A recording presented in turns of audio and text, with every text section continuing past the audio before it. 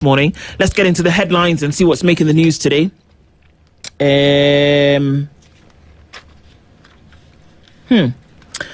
Deputy in name is what's on the front page of the Standard, Kenya's bold newspaper.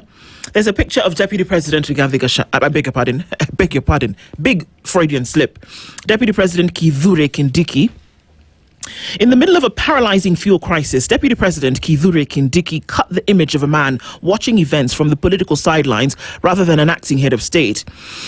As President William Ruto travelled through Azerbaijan and Kazakhstan, Kenya appeared to be running on autopilot, while cabinet secretaries and even blogger Dennis Utumbi took charge of crisis meetings in Nairobi. Kindiki was expecting roads in Tharaka Nithi. Okay. The DP's glaring absence has now raised questions over whether he's being deliberately locked out of the centre of power or whether he melted when the heat of national decision-making became too intense. We asked this question here yesterday. And we said, come on, there's a deputy president. Where was he when the president is out of the country? One would assume that you take up the role and then you keep the train moving. Yep. Silence is what we were met by. And so it's a question, you say, should he not have taken control of some of these things that were happening? And now that he had not, what does that exactly mean? So the question is being asked on the front page of the Standard this morning. I don't know that you will get an answer. Kazi yake ni gani? Just like deputy governors, what's their work? Unless it's delegated. If at this point we're looking at a government that delegated, allowed ministries to work, then one asks the question, Kazi deputy president Nigani. You have to ask. Yeah. So, a court has been told, on page 2, this is the headline, how 208 billion shillings health deal with the US harms Kenyans. Now, you understand that there's the petition that was brought before the courts to stop this transference of data for, 208 billion shillings because it actually harms Kenyans rather than hurting them. Okay? So that was the case that we all ran amok about. So it's in the courts right now. So for now, that is held. Some of the things we're looking at, key points in the disputed 208 billion shilling Kenya US Health Corporation framework from December 4th, 2025. And we know that PS Oluga was, pushing this. It's gone to the courts and the courts is being told this. So there might be a hold on that till further notice. Kenyans 446 million shilling win in cancer research. This is a fantastic thing. Yes. The money is great, but the strides that have been made in terms of what they've been able to find out is amazing. Professor George Jeroge of the Kenyatta University Teaching, Referral and Research Hospital has received the Greater Manchester Cancer Award 2026 alongside a United Kingdom-led team by Professor Robert Bristow of the University of Manchester and the Christie NHS Foundation Trust. They've co-created, through a co-created hub and spoke model, they combined community engagement, rapid pathology services, and a new genomic capacity to tackle a cancer often diagnosed too late, significantly improving chances of timely treatment. This is a fantastic thing. When you look at the possibilities that properly funded government-backed research can actually do, this is an example of the same. I mean, you talk about even the research that has gone into stuff like malaria and what that has done in the country. Amazing stuff. What more can we do? Yeah. This particular cancer is esophageal cancer that they were talking about in this. It's commonly referred to as cancer of the throat or food pipe. And the research was successful. They've been now able to get early detection because cancer is more treatable, less expensive to manage, or places a lower burden on society when identified at an early stage. So, a hearty congratulations to them.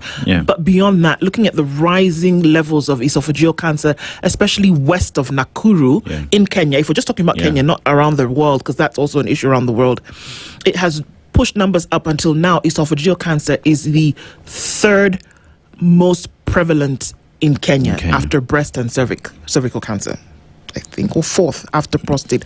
But it's up there. It's in the top 5. So congratulations to them, and we just hope that more opportunities for this, because it's the big C is not fun, not at all. All right, looking at some of the headlines. Kindiki's absence during fuel crisis raises questions of his leadership.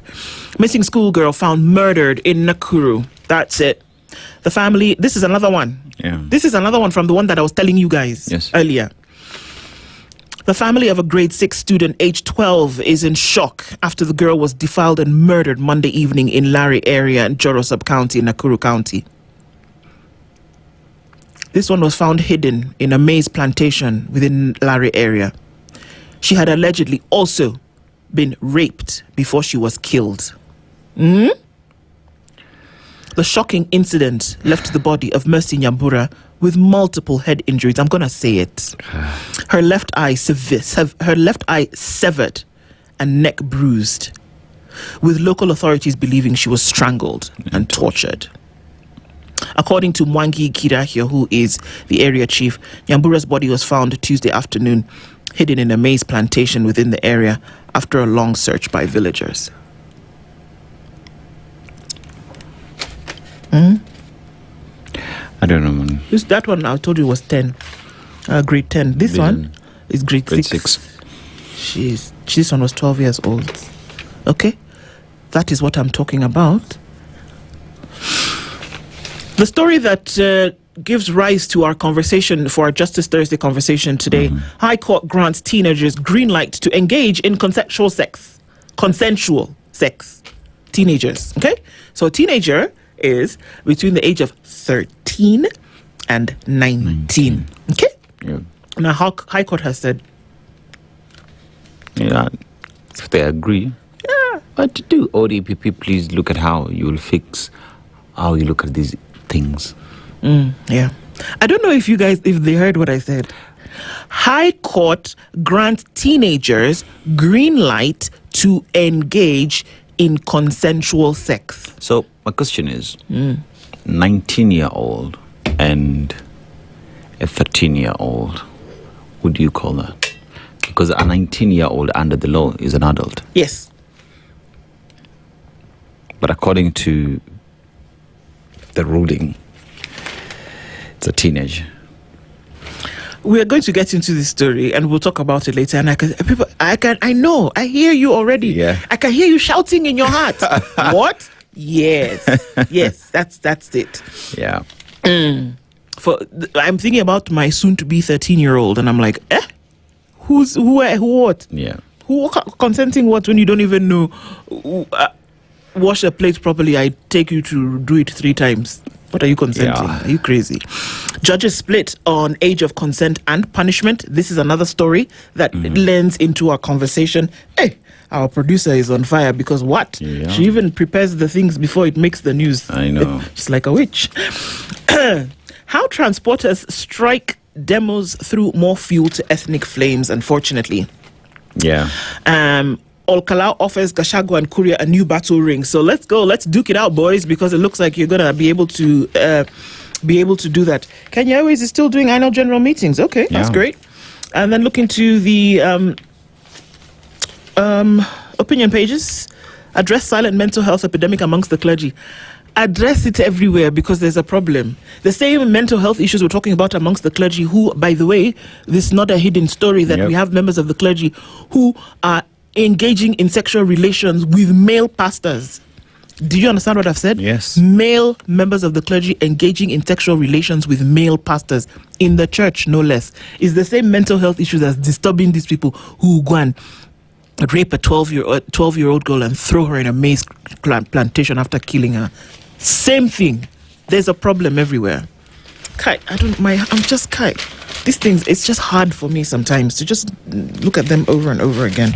Get yourself a copy of The Standard. The Standard e-paper also. Subscribe to that.